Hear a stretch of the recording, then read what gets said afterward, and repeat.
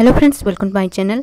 CTET का जो paper होने वाला है 7 जुलाई को, उसके लिए हम सीटीपी का प्रैक्टिस सेट लेकर आए हैं और ये मोस्ट इम्पॉर्टेंट क्वेश्चन है और ये जुलाई 2019 में पूछा गया पेपर है, प्रीवियस ईयर क्वेश्चन है ये।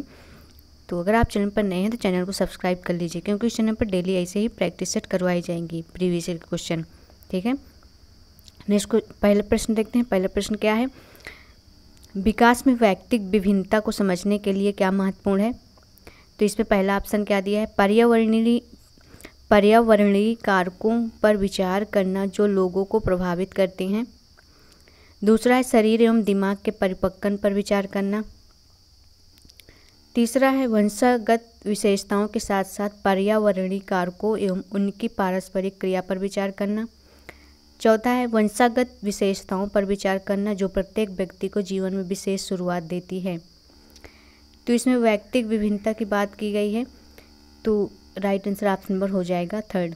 वंशगत विशेषताओं के साथ साथ पर्यावरणीय कारकों एवं उनकी पारस्परिक क्रिया पर विचार करना होता है। राइट आंसर ऑप्शन नंबर इसका थर्ड हो जाएगा। जब दो बालक विभिन्न समानताएं रखते हुए भी आपस में भिन्न व्यवहार करते हैं तो इसे व्यक्तिगत भिन्नता कहते हैं। व्यक्तिगत भिन्नता से अभिप्राय है कि प्रत्येक व्यक्ति में जैविक, मानसिक, सांस्कृतिक, संवेगात्मक अंतर पाया जाता है और इस अंतर के कारण व्यक्ति जो है एक दूसरे से भिन्न माना जाता है। चाहे वो जुड़वा बच्चे ही क्यों ना हो, उनमें भी असमानता पाई जाती है। ठीक है, तो राइट आंसर ऑप्शन नंबर इसका थर्ड हो जाएगा। नेक्स्ट क्वेश्चन देखते हैं। नेक्स्ट क्वेश्चन है निम्नलिखित में से कौन सा विकास का सिद्धांत नहीं है? पहला है विकास तुलनात्मक रूप से क्रमिक होता है। ठीक है। दूसरा है विकास समय के साथ धीरे धीरे घटित होता है। ठीक है। तीसरा है विकास की सटीक गति एवं प्रकृति जन्म के समय ही निर्धारित हो जाती है। चौथा है व्यक्ति अलग अलग गति से विकास करते हैं। तो इसमें नहीं पूछा है, इसे ध्यान दीजिए, क्योंकि नहीं जो है वो कई बार ध्यान नहीं रहता है, तो इसलिए क्वेश्चन गलत हो जाता है। ठीक है, तो इसमें नहीं पूछा है। तो विकास तुलनात्मक रूप से क्रमिक होता है, बिल्कुल सही बात है, तो ये तो सही है, पॉजिटिव है। दूसरा है विकास समय के साथ साथ धीरे घटित होता है। ठीक है। तीसरा क्या दिया है? विकास की सटीक गति एवं प्रकृति जन्म के समय ही निर्धारित हो जाती है, तो ये नेगेटिव हो गए, तो राइट आंसर ऑप्शन में इसका थर्ड हो जाएगा। ठीक है। विकास जो है निरंतर चलने वाली एक सतत प्रक्रिया है। ये गर्भावस्था से लेकर मानव के विकास की प्रक्रिया शुरू हो जाती है और अंतिम समय तक यानी कि मृत्यु तक ये चलती रहती है। ठीक है, तो राइट आंसर ऑप्शन नंबर इसका हो जाएगा। और ये ज़रूरी नहीं है कि विकास जो जन्म के समय ही निर्धारित हो जाए, वो आगे पीछे होती रहती है। ठीक है, राइट आंसर ऑप्शन नंबर इसका थर्ड हो जाएगा। नेक्स्ट क्वेश्चन देखते हैं। अनेक शोध अध्ययनों से पता चलता है कि शिक्षक लड़कियों की अपेक्षा लड़कों से अधिक पारस्परिक क्रिया करते हैं। इसका सही विवेचन क्या है? पहला ऑप्शन क्या दिया है? लड़कियों की तुलना में लड़कों को अधिक अवधान की आवश्यकता है। ऐसा नहीं है, इसमें ऐसा नहीं बताया गया। दूसरा है यह शिक्षण में लैंगिक पक्षपात का एक उदाहरण है। बिल्कुल सही बात है, यहाँ पर बताया गया है कि शोध अध्ययनों से पता चलता है कि शिक्षक जो है लड़कियों की अपेक्षा लड़कों से अधिक पारस्परिक क्रिया करते हैं। नहीं, सेम करना चाहिए, सबको समान अधिकार देना चाहिए। तो ये पक्षपात, लैंगिक पक्षपात का एक उदाहरण है। ठीक है, तो राइट आंसर ऑप्शन नंबर इसका सेकंड हो जाएगा। नेक्स्ट क्वेश्चन देखते हैं। निम्नलिखित में से कौन सा प्रगतिशील शिक्षा की अवधारणा के बारे में प्रमुख है? पहला है प्रत्येक बच्चे की क्षमता एवं संभावना में विश्वास करना। दूसरा है मानक निर्देश, मानक निर्देश जहाँ भी देखना है उसे गलत कर देना है। तीसरा है बाह्य प्रेरणा एवं एक रूप मूल्यांकन, बाह्य प्रेरणा भी नहीं होगा। चौथा है पाठ्य पुस्तक केंद्र, पाठ्य पुस्तक केंद्रित भी गलत हो जाएगा। तो इसमें से एक ही ऑप्शन बच रहा है, ऑप्शन नंबर फर्स्ट, प्रत्येक बच्चे की क्षमता एवं संभावना में विश्वास करना। तो इसमें से जो राइट आंसर हो जाएगा ऑप्शन नंबर फर्स्ट हो जाएगा। ठीक है। प्रगतिशील शिक्षा एक शैक्षणिक आंदोलन जो 19वीं सदी के अंत में शुरू हुआ था, वर्तमान समय में विभिन्न रूपों में बनी हुई है। प्रगतिशील शब्द इस शिक्षा को 19वीं शताब्दी के यूरोपीय अमेरिकी पाठ्यक्रम से अलग करने के लिए किया गया था। नेक्स्ट क्वेश्चन देखते हैं। दृष्टिबाधित विद्यार्थियों के साथ कार्य करते समय एक शिक्षक को किस प्रकार के अनुदेशन अनुकूल करने चाहिए? तो किस प्रकार के अनुदेशन अनुकूल करना चाहिए? पहला, कई प्रकार की दृश्य प्रस्तुतियों का प्रयोग करना चाहिए।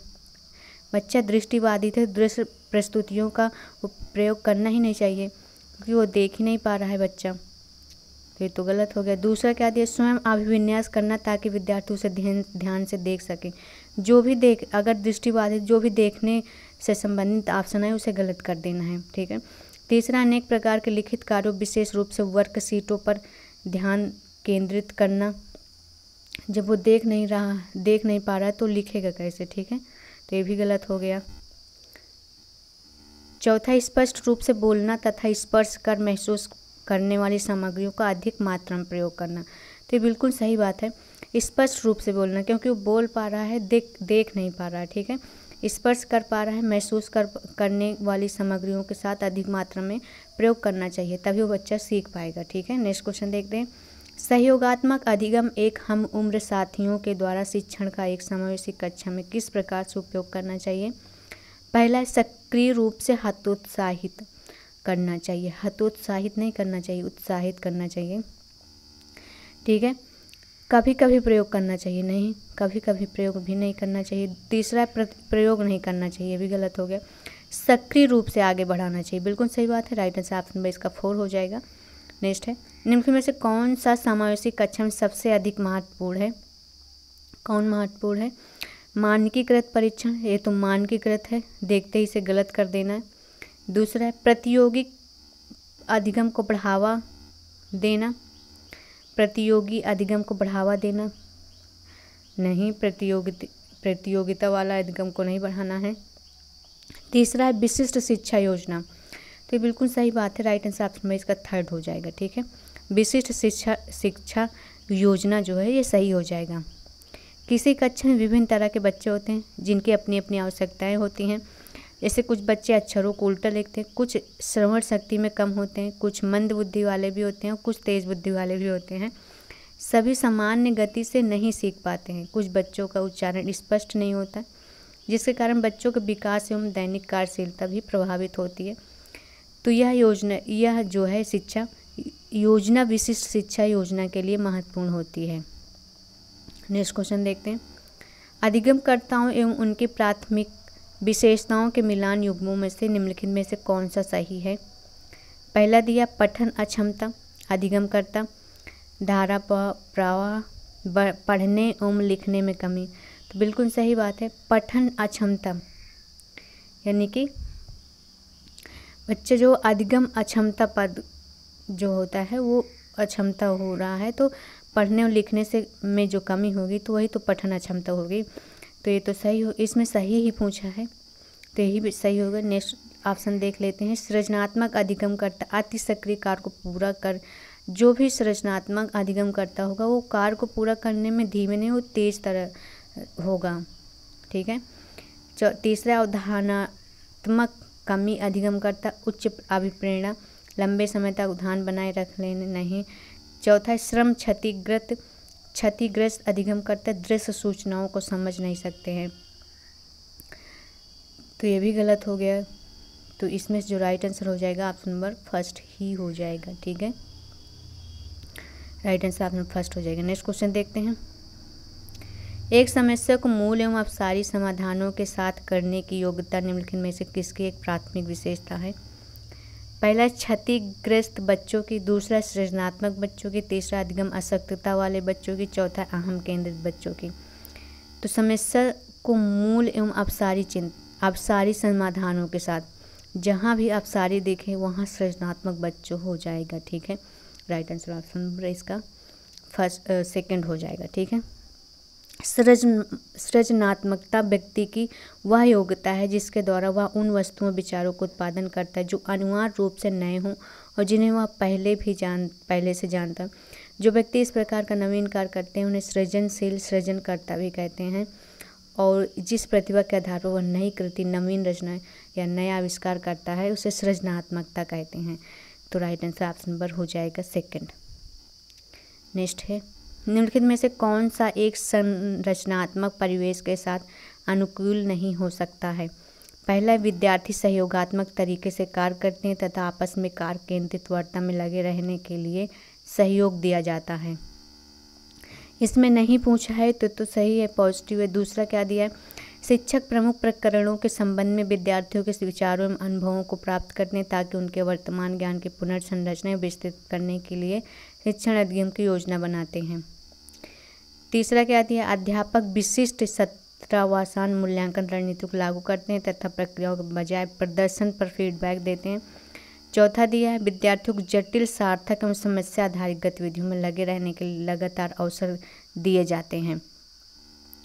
तो इसमें जो राइट आंसर हो जाएगा ऑप्शन नंबर 3 हो जाएगा, अध्यापक विशिष्ट छात्रावसान मूल्यांकन रणनीतियों को लागू करते हैं तथा प्रक्रियाओं के बजाय प्रदर्शन पर फीडबैक देते हैं।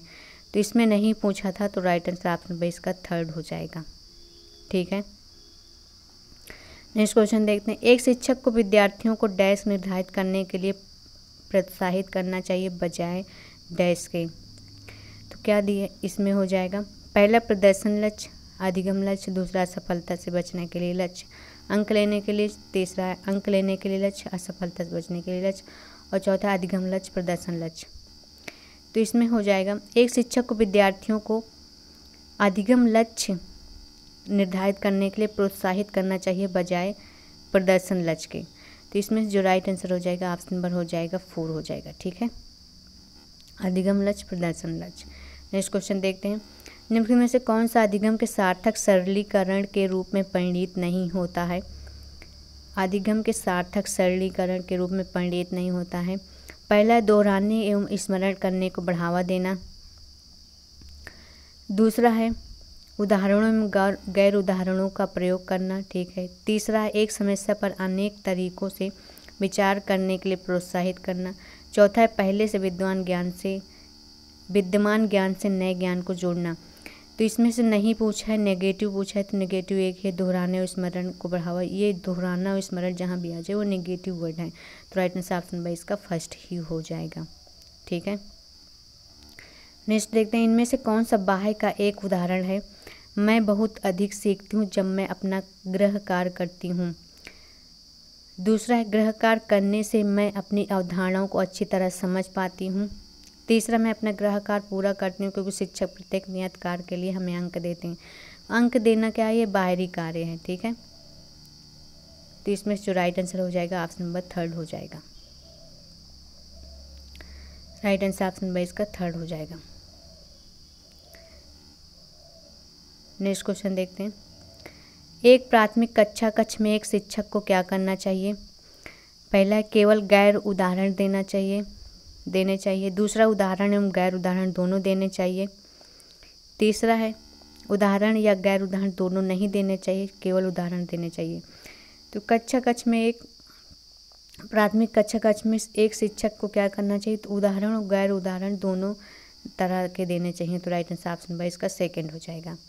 नेक्स्ट है, निम्नलिखित रणनीतियों में से कौन सी बच्चों में अर्थ निर्माण को बढ़ावा देती है। तो कौन से अर्थ निर्माण में बढ़ावा देती है। पहला ऑप्शन दिया है सूचनाओं का संचरण। तीसरा है दंडात्मक साधनों का प्रयोग करना। तीसरा है समरूप एवं मानकीकृत। ये तो गलत हो गया, मानकीकृत गलत तुरंत हो गया, दंडात्मक भी गलत हो गया। सूचनाओं का संचरण जरूरी नहीं है। अन्वेषण एवं परिचर्चा जो दिया है, तो इसमें जो राइट आंसर हो जाएगा ऑप्शन नंबर 4 हो जाएगा। ठीक है, नेक्स्ट क्वेश्चन देखते हैं, निम्न में से कौन प्रभावी अधिगम रणनीतियों का उदाहरण है। पहला दिया है लक्ष्य एवं समय सारणी निर्धारित करना। दूसरा है संगठनात्मक चार्टों एवं अवधारणात्मक नक्शे बनाना। तीसरा है उदाहरणों एवं गैर उदाहरणों के बारे में सोचना। चौथा है हम एवं साथी को समझाना। और पांचवा दिया है स्वयं से प्रश्न करना। तो इसमें पूछा गया है प्रभावी अधिगम रणनीति के उदाहरण है, तो इसमें सभी सही हैं। लक्ष्य एवं समय सारणी निर्धारित करना सही, ठीक है। संगठनात्मक चार्टों में अवधारणात्मक नक्शे बनाना, ये भी सही है। तीसरा उदाहरण एवं गैर उदाहरण के बारे में सोचना, ये भी सही है। और चौथा है हम उम्र साथी को समझाना, भी सही। स्वयं से प्रश्न करना भी सही है। तो ये तीनों सही हो जाएंगे, तो राइट आंसर ऑप्शन नंबर पाँचों सही हो जाएंगे, तो इसका ऑप्शन नंबर 3 जो है सही हो जाएगा। नेक्स्ट है संरचनात्मक ढांचे। कंस्ट्रक्टिविस्ट फ्रेम में बच्चे को किस रूप में देखा जाता है। पहला ऑप्शन दिया कोरी पटिया खाली स्लेट जिसके जीवन को अनुभव के द्वारा पूर्ण रूप से आकार दिया जाता है, नहीं ये नहीं होगा। सेकंड दिया है एक निष्क्रिय प्राणी जिसे अनुबंधन कंडीशनिंग फ्रेम के द्वारा किसी भी रूप में आकार दिया जा सकता है तथा ढाला जा सकता है। तीसरा एक समस्या समाधान करने वाला तथा वैज्ञानिक अन्वेषण के रूप में, तो बिल्कुल सही बात है। तो राइट आंसर ऑप्शन नंबर इसका हो जाएगा, थर्ड हो जाएगा। नेक्स्ट क्वेश्चन देखते हैं। अपनी कक्षा में सहयोगात्मक अधिगम का प्रयोग करते समय एक शिक्षक की भूमिका किस प्रकार की होती है? पहला है कक्षा को छोड़ देना तथा बच्चे को स्वयं कार्य करने देना, तो नहीं, कक्षा को छोड़ नहीं देना है, वहाँ रहना है और बच्चों को सहयोग करना है। दूसरा क्या दिया, सहयोगात्मक होना तथा प्रत्येक समूह की निगरानी करना, बिल्कुल सही बात है, ठीक है। सहयोगात्मक अधिगम का मतलब है कि सहयोग करना और निगरानी रखना, तो राइट आंसर ऑप्शन नंबर इसका थर्ड हो जाएगा। नेक्स्ट क्वेश्चन देखते हैं। बच्चों की गलतियां भ्रांत धारणाएं हैं। पहला है शिक्षण अधिगम प्रक्रिया के लिए रुकावट एवं विघ्न। दूसरा है शिक्षण अधिगम प्रक्रिया में अनदेखी करनी चाहिए। तीसरा है सूचित करती है कि बच्चों की क्षमताएं वयस्कों की तुलना में बहुत निम्न स्तर की हैं। चौथा है शिक्षण अधिगम प्रक्रिया में एक महत्वपूर्ण कदम है। तो जो ये बच्चे गलतियां करते हैं और भ्रांत धारणाएं बनी कि बच्चे गलतियां करते हैं, तो ये जो है ना शिक्षण अधिगम प्रक्रिया में एक महत्वपूर्ण कदम है। बच्चे गलती करके ही तो सीखते हैं, डायरेक्ट कोई तो नहीं सीख जाता इसे। राइट आंसर ऑप्शन नंबर हो जाएगा 4, ठीक है। नेक्स्ट क्वेश्चन देखते हैं। पियाजे के अनुसार विशिष्ट मनोवैज्ञानिक संरचनाएं अनुभव से सही अर्थ निकालने के व्यवस्थित तरीकों को क्या कहा जाता है? तो इसका जो राइट आंसर हो जाएगा ऑप्शन नंबर फर्स्ट हो जाएगा स्कीमा। व्यक्ति अथवा बालक के मन मस्तिष्क में उदित निर्मित विचार के बिंदुओं के पुंज को स्कीमा कहते हैं, जिसमें कोई संकल्पना जो होती है रूपायित या व्याख्यायित होती है। तो right answer option number first हो जाएगा। नेक्स्ट क्वेश्चन देखते हैं। एक उचित प्रश्न सुझाव के द्वारा बच्ची की समझ को उस बिंदु से बहुत आगे ले जाया जा सकता है जिस पर वह अकेले पहुंच सकती है। निम्न में से कौन संरचना उपरोक्त कथन को प्रकाशित करती है? पहला है साम्य धारण, दूसरा संरक्षण, तीसरा बुद्धि, चौथा है समीपस्थ निकटस्थ विकास का जोन ऑफ प्रोक्सिमल डेवलपमेंट, यानी कि उसे सहायता देना बच्ची को। तो ये इसका जो राइट आंसर हो जाएगा ऑप्शन नंबर हो जाएगा 4 हो जाएगा। नेक्स्ट क्वेश्चन देखते हैं।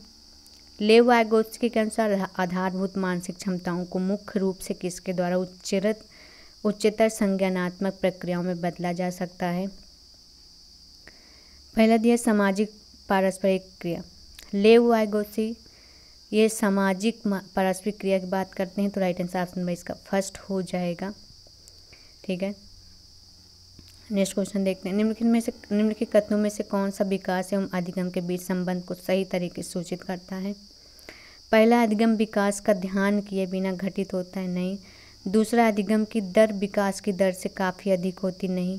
तीसरा विकास एवं अधिगम अंतः संबंधित और अंतर निर्भर होते हैं, तो बिल्कुल सही बात है। तो राइट आंसर ऑप्शन में इसका थर्ड हो जाएगा। नेक्स्ट क्वेश्चन है। निम्न में से कौन मूर्त क्रियात्मक अवस्था के प्रमुख कौशलों में से एक है?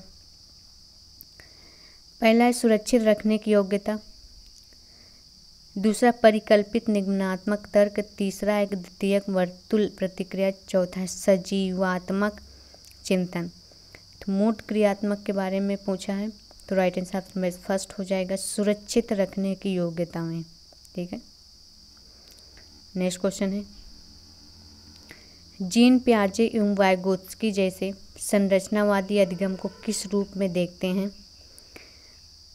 पहला है प्रतिक्रियाओं का अनुबंधन, दूसरा निष्क्रिय आवृत्ति प्रक्रिया, तीसरा सक्रिय विनियोजन से अर्थ निर्माण की प्रक्रिया। तो राइट आंसर ऑप्शन में इसका थर्ड हो जाएगा, सक्रिय विनियोजन से अर्थ निर्माण प्रक्रिया। नेक्स्ट क्वेश्चन देखते हैं। समाचार पत्रों से कहानियों कतरनों का चयन करना एवं प्रस्तुत करना जो पुरुष एवं महिलाओं दोनों को गैर परंपरागत भूमिकाओं में चित्रित करते हैं, इनमें से किसके लिए प्रभावी रणनीति है? कहानियों तथा कतरनों का चयन करना एवं प्रस्तुत करना जो पुरुष एवं महिलाओं दोनों को गैर परंपरागत भूमिकाओं चित्रित करते हैं। ऑप्शन देख लेते हैं। लैंगिक जेंडर स्थिरता को बढ़ाने के लिए। दूसरा, रूढ़िवादी लैंगिक जेंडर भूमिकाओं को प्रोत्साहन देने के लिए। तीसरा, लैंगिक जेंडर रूढ़ियों का सामना करने के लिए। तो राइट आंसर ऑप्शन नंबर इसका थर्ड हो जाएगा। नेक्स्ट है, निम्नलिखित वर्णन को पढ़िए तथा कोहल वर्ग के नैतिक तर्क की अवस्था को पहचानिए। अंतःकरण के स्वचयनित नैतिक सिद्धांतों के द्वारा सही कार्य परिभाषित किया जाता है, जो कानून एवं सामाजिक समझौते पर ध्यान दिए बिना संपूर्ण मानवता के लिए वैध होता है। पहला ऑप्शन दिया है सामाजिक अनुबंधन अभिविन्यास। दूसरा है सामाजिक क्रम व्यवस्था अभिविन्यास। तीसरा है सार्वभौमिक नैतिक सिद्धांत अभिविन्यास। चौथा यांत्रिक उद्देश्य अभिविन्यास। तो राइट आंसर ऑप्शन में इसका थर्ड हो जाएगा। नेक्स्ट है, हावर्ड गार्डनर के बहुबुद्धि सिद्धांत के अनुसार निम्नलिखित विशेषताओं में से युक्त एक व्यक्ति की बुद्धि को किस प्रकार वर्गीकृत किया जा सकता है। विशेषताएं हैं, दूसरों की मनोदशा, स्वभाव, प्रेरणा तथा अभिप्राय को उचित तरीके से पता लगाने एवं प्रतिक्रिया करने की योग्यता है। दूसरों की मनोदशा को यहाँ बताया गया है, तो ये हो जाएगा अंतर्वैयक्तिक हो जाएगा, अंतर्वैयक्तिक हो जाएगा। अगर खुद के बारे में पता लगाना हो, खुद के बारे में जानना हो तो अंतर्वैयक्तिक हो जाएगा। लेकिन अगर दूसरों की मनोदशा को समझना है या उसे कुछ बोलना है, बताना है, तो ये हो जाएगा अंतर्वैयक्तिक। तो राइट आंसर ऑप्शन नंबर इसका सेकंड हो जाएगा। नेक्स्ट क्वेश्चन देखते हैं, बच्चों के मूल्यांकन के लिए निम्नलिखित में से कौन से कारण होने चाहिए। पहला है, बच्चों को गैर उपलब्धि वाले, निम्न उपलब्धि वाले, औसत एवं उच्च उपलब्धि वाले के रूप में अलग करना एवं नाम देना चाहिए। नहीं, उन्हें उच्च उपलब्धि और गैर उपलब्धि वाले ऐसे अलग नहीं करना चाहिए, ना नाम देना चाहिए। तो ये तो बिल्कुल नेगेटिव हो गया। दूसरा है, कक्षा में शिक्षण अधिगम प्रक्रियाओं में सुधार करना चाहिए। ठीक है। तीसरा है, समय के साथ बच्चों में होने वाले अधिगम परिवर्तन प्रगति के बारे में पता लगाना चाहिए। चौथा है, बच्चे की क्षमताओं, संभावनाओं, सशक्त पक्षों में चुनौतीपूर्ण पक्षों के बारे में माता पिता के साथ चर्चा करना चाहिए। तो इसमें से पहला जो है, पहला तो गलत हो गया, दूसरा सही है। देखते हैं, दूसरा हो गया और समय के साथ बच्चों में होने वाले अधिगम परिवर्तन में प्रगति के बारे में पता लगाना चाहिए। तो तीसरा भी निगेटिव हो गया, तो 4 सही हो जाएगा। सेकंड और 4 इसका राइट आंसर हो जाएगा। ऑप्शन नंबर थर्ड इसका सही हो जाएगा।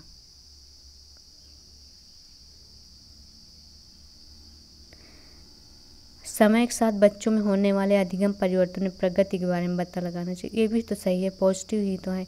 समय के साथ बच्चों में होने वाले अधिगम परिवर्तन में प्रगति के बारे में पता लगाना, बिल्कुल सही बात, क्योंकि जब पता लगेगा तभी तो उसके जो समस्या होगी वो दूर होगा। तो ये भी सही है। तो पहला वाला गलत हो गया और उसके बाद सेकंड, थर्ड और फोर्थ जो है सही हो जाएगा। Right answer option number second हो जाएगा। नेक्स्ट क्वेश्चन देखते हैं, निम्नलिखित में से कौन बच्चे के समाजीकरण में एक महत्वपूर्ण भूमिका अदा करता है। समाजीकरण में कौन महत्वपूर्ण एक भूमिका अदा करता है। मीडिया, विद्यालय, परिवार, पास पड़ोस।